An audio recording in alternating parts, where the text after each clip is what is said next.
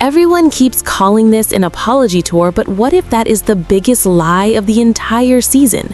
What if nothing you are watching is about healing or accountability, and everything is about control, image repair, and rewriting history right in front of your eyes? Because the truth is, this tour was never meant for the wives. It was meant for you. And once you see what is really happening, you will never be able to unsee it. Stay with me, because by the end of this video, the entire story of Sister Wives is going to look very different. When I first started talking about this strange little chapter inside the Sister Wives universe, I jokingly called it the apology tour, because that was the label everyone else seemed comfortable with. The idea that Cody would go from wife to wife, offering remorse, accountability, healing, closure, and maybe even growth. But the more I sat with it, the more obvious it became that this was never about apology, and it was never about healing, and it was not even about silencing the women. Though that was always part of the design, this was something much deeper, something far more intentional and far more calculated, because what we are watching unfold is not a tour of regret, but a strategic return to the foundation that built the entire show in the first place. This is a back to basics tour, and to understand why that matters, you have to go all the way back to the beginning, to the moment Sister Wives was introduced to the public, when polygamy was framed not as dangerous, not as dysfunctional, not as harmful, but as wholesome, organized, loving, and intentional. And that framing did not happen by accident. It required one critical element that could not be missing: the enthusiastic endorsement of the women themselves. Because the wives were never supposed to be seen as victims. They were supposed to be the proof, the living, breathing evidence that this lifestyle worked, that Cody worked, that the structure worked. And that is why from the very first season, we heard the same refrain over and over again. He is a good man, he is a great father, he is present, he is loving, he is better than most husbands we know. And because those words came from the very people the audience expected to be harmed, many viewers believed them and bought into the narrative completely. And that belief is what made the show powerful and popular. But something happened over time. That narrative collapsed, not because people misunderstood Cody, but because they watched him long enough to understand him. And despite years of glowing endorsements, he still emerged as the villain through his own actions, his words, his priorities, and his choices. So now, years later, with relationships fractured and the public perception firmly shifted, Cody is attempting something bold, a full image reset. And that is what this tour really is about. It is not about fixing relationships. It is not about accountability, and it is not about reconciliation. It is about regaining control of the story, because image rehabilitation is the real goal of this season, and honestly, the entire continuation of the series. And there are only two ways that could ever happen. The first option would be to get the women to publicly praise him again, to declare him misunderstood, to say he was always wonderful and they were wrong. But that path is closed, because not only is it unlikely, it would also immediately turn the audience against the women themselves, which defeats the purpose. So the second option is the one we are watching unfold. Make him sympathetic, make him relatable, make him human, not by addressing the real harm, but by reframing it. And that is why every conversation turns into a monologue. That is why he controls the pacing, the topics, the tone, and the focus. Because he is not trying to heal, he is trying to narrate. His apologies are carefully selected to cost him nothing. He apologizes for words, not actions, for tone, not behavior, for moments, not patterns. He frames his regret around things that are easy to excuse and easy to forgive, because everyone has said something they regret during a breakup. Everyone has been emotional, everyone has been hurt. So when he says, "I should not have said I did not love you," or "I should not have been so harsh," he creates an escape hatch for himself, because those admissions do not require any real change. And more importantly, they subtly elevate him, because the apology itself suggests that his love is powerful, valuable, and defining, that his words carry such weight that simply withdrawing affection could shatter lives. And in doing so, he positions himself himself as the prize, the chooser, the authority figure who grants closure and permission to move on. And that is a powerful role because it keeps the focus centered on him, and it reframes the entire collapse of the family away from long-term neglect, emotional abandonment, fractured parenting, and questionable financial dynamics, and turns it into a simple story of hurt feelings and harsh words spoken during difficult endings. And once that reframing takes hold, anything deeper becomes off-limits, because bringing it up is framed as dwelling on the past, being unable to let go, or being obsessed, and that is how accountability is quietly neutralized. But the problem is that apologizing is not the same as making amends, and that distinction is where this strategy fails, because making amends requires corrective action. It requires changed behavior, repaired trust, and tangible effort to heal the harm caused. And we do not see that here. What we see instead are repeated violations of boundaries, especially relationship boundaries. Feel rehearsed rather than reflective.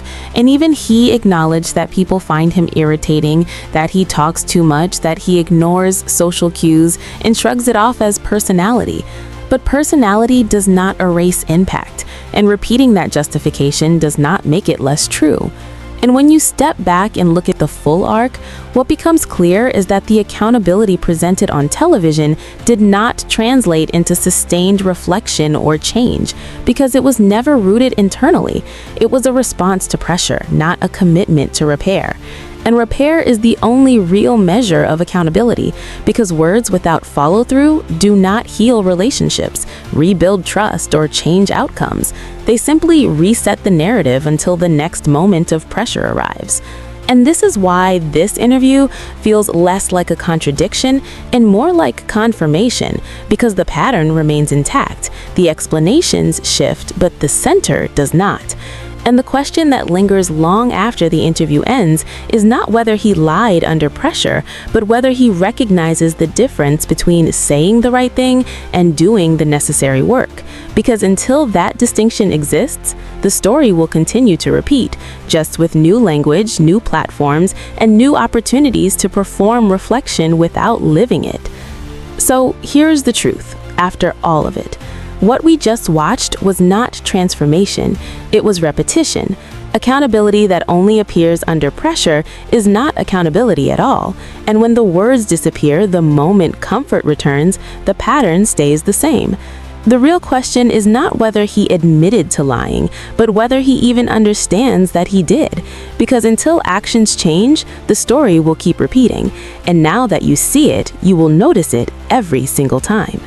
And once you understand that the accountability was conditional, everything else starts to line up in a way that is impossible to ignore.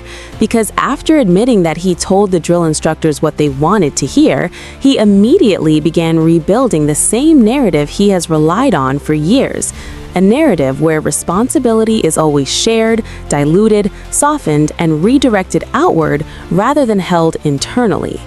He explained that in reality, the breakdown of the family should be viewed as mutual responsibility. And on the surface, that sounds reasonable until you slow down and examine what the original question actually was. Because the drill instructors were not asking him to divide blame between adults. They were asking about his role as a parent, about how he handled his relationships with his children, and about why those bonds deteriorated. And instead of staying with that question, he pivoted away from it.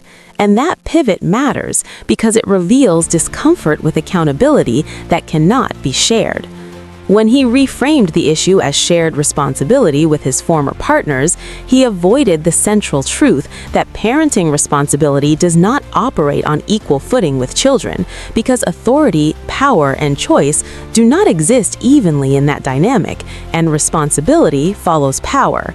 And when you are the one setting the tone, the rules, the emotional climate, and the expectations, you are also the one responsible for the outcome. And this is where the explanation begins to unravel, because he repeatedly describes the distance with his children as something that simply happened as a natural drift, as a painful but unavoidable consequence of divorce, rather than as the result of repeated interactions, patterns, and choices over time. And that framing removes agency from the one person who had the most influence over those relationships. And then he adds another layer by explaining that everything became toxic once criticism became public, once flaws were pointed out, once other voices were allowed to speak. And again, that detail matters because it reframes honesty as harm and accountability as attack. And when truth becomes the problem, the issue is not the truth, it is the loss of control. For years, the story remained stable because the narrative was tightly managed, and when that management loosened, discomfort followed, not because things suddenly changed, but because they could finally be named. And instead of sitting with that discomfort, reflecting on it, and asking what repair might look like, he reacted with anger, frustration, and withdrawal, and later explained those reactions as human emotion, as though feeling upset justifies behavior. And while emotion is human, how we handle it is a choice, and accountability lives in that choice.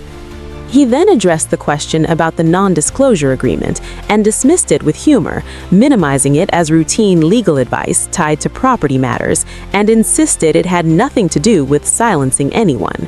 But explanations do not exist in isolation. They exist alongside records, timelines, and public documentation. And when those do not align, questions naturally follow. And instead of meeting those questions with transparency, he brushed past them and moved on. And that pattern, again, mirrors everything else. Say enough to pass the moment without engaging with the substance. And then came the most revealing admission of all, when he explained that in the Special Forces environment, he felt compelled to take full responsibility because that was the expectation. And in that statement, he unintentionally revealed that accountability for him is performative, situational, and responsive to authority rather than internal and consistent. Because when accountability is internal, it does not depend on who is watching or what the consequences might be. It exists even when it is inconvenient. And as the interview continued, the reactions around him became just as telling as his words. Polite pauses, subtle tonal shifts, professional distance, moments that felt less like agreement and more like polite confusion. And sometimes the clearest feedback is not verbal, because outside of a controlled environment, patterns stand out more clearly. Humor lands differently, confidence reads as deflection, and explanations fall short. Because what he is really saying is that the environment changed not because behavior changed, but because silence ended. For years, the narrative was controlled, financially, emotionally, structurally, and when that control weakened, the truth surfaced, and that shift was intolerable, not because it was false, but because it was visible. And here is the question I want you to sit with as we continue. If accountability disappears when pressure is removed, was it ever real to begin with? Because what followed was a familiar explanation framed as insight. He blamed the platform, the criticism, the exposure, but remained within the platform because leaving would require sacrifice. And blaming the environment while continuing to benefit from it is not accountability, it is convenience. And then he explained that during Special Forces, he felt the only acceptable response in that military-style environment was full responsibility, that partial responsibility equaled full culpability. So he said what he needed to say to survive. And that admission quietly dismantles the redemption arc because it confirms that the words were strategic, not transformative. And if that is the case, then we have to ask, what else has been performative? What else has been said simply to end discomfort and avoid deeper reflection? Because real accountability does not disappear when the cameras stop, and real growth does not require pressure to exist. And this is why this moment feels less like a turning point and more like confirmation, because the pattern remains intact, just delivered with different language. And that realization is what makes this interview matter more than the episode itself, because sometimes the truth is not revealed under pressure, but after it, when people feel safe enough to take their words back.